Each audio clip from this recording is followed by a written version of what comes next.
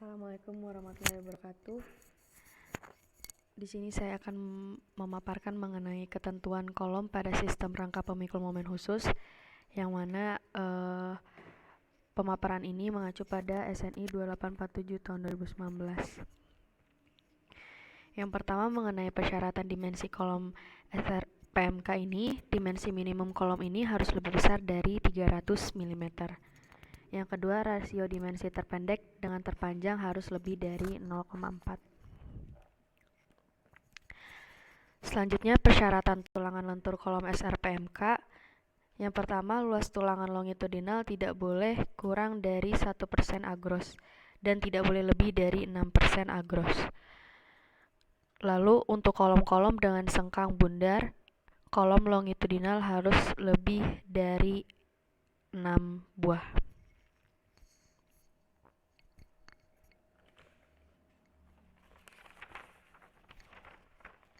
Selanjutnya, persyaratan tulangan transversal pada sistem rangka pemikul momen khusus ini. Yang pertama, L0-nya itu harus lebih besar dari 1/6 tinggi kolom bersih. Yang kedua, harus lebih besar dari tinggi kolom. Yang ketiga, harus lebih besar dari 450 mm. Selanjutnya, untuk spasi tulangan kolom SRPMK, yang pertama harus kurang dari D/4. Yang kedua,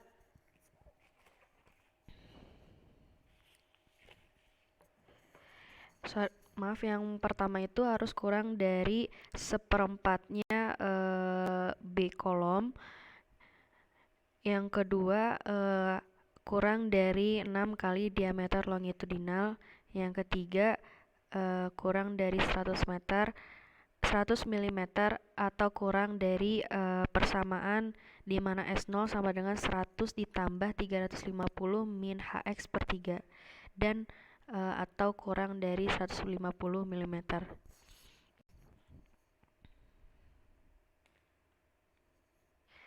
Selanjutnya, tulangan transversal ini harus terdiri dari spiral tulang tunggal atau spiral saling tumpuk atau overlap, sengkang pengekang bundar atau sengkang pengekang persegi dengan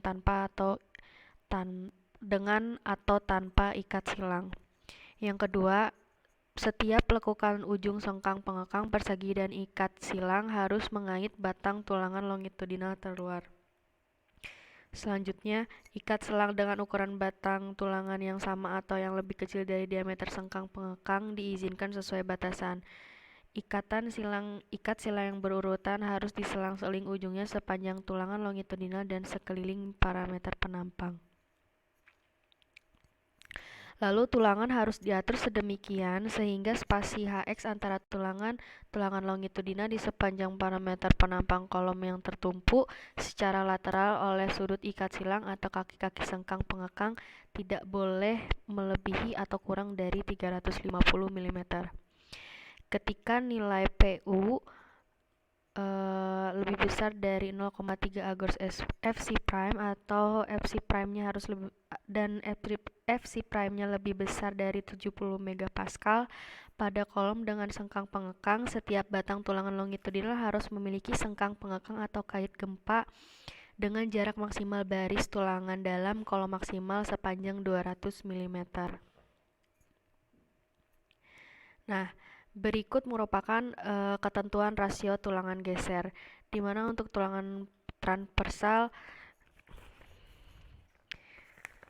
apabila ASH-nya per SBC-nya itu, di mana untuk sengkang pengekang persegi kondisi Pu harus lebih kecil dari 0,3 agros Fc prime dan Fc prime lebih kecil dari 75 megapascal.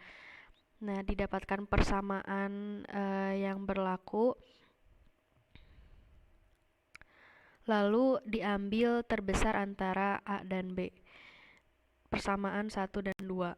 Apabila Pu-nya lebih besar dari 0,3 agros Fc prime atau Fc prime-nya lebih besar dari 70 megapascal, maka diambil persamaan terbesar antara persamaan 1, 2, dan 3. Nah, untuk spiral atau sengkang pengekang lingkaran, untuk jenis tulangan transversal yang mana spiral atau sengkang pengekang lingkaran PU harus lebih kecil dari 0,3 Agros Fc prime dan Fc prime harus lebih kecil dari 70 megapascal. Lalu diambil persamaan terbesar antara persamaan keempat dan kelima. Selanjutnya, apabila PU lebih besar dari 0,3 Agros Fc prime atau Fc prime-nya lebih besar dari 70 megapascal, maka diambil persamaan terbesar antara persamaan 4, 5, dan 6.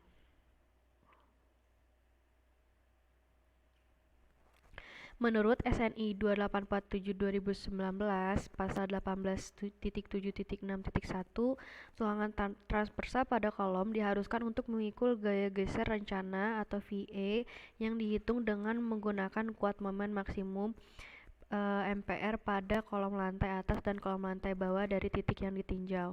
Gaya geser rencana tersebut harus lebih besar daripada gaya geser rencana yang dihitung menggunakan analisa struktur.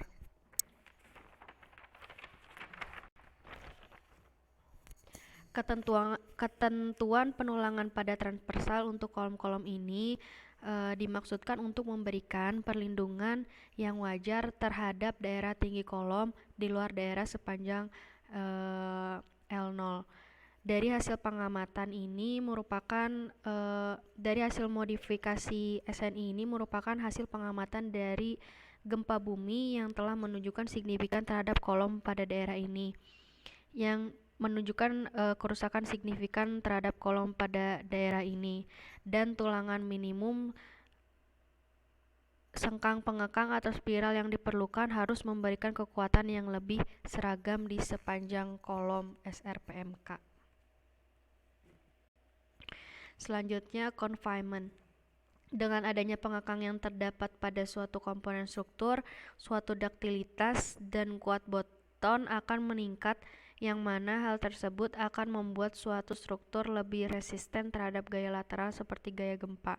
Selain itu, terdapat confinement pada suatu struktur merupakan persyaratan mutlak dari sistem rangka pemikul momen khusus. Menurut Jerry dan Hadi, pengekangan akan efektif bekerja setelah tegangan aksial melebihi 60% dari kapasitas kuat tekan maksimum dari suatu komponen struktur. Berikut jenis-jenis confinement-nya, di mana untuk detail A itu diameter 6 perpanjangan untuk confinement ini, di mana 6 dB itu harus lebih besar dari 75 mm.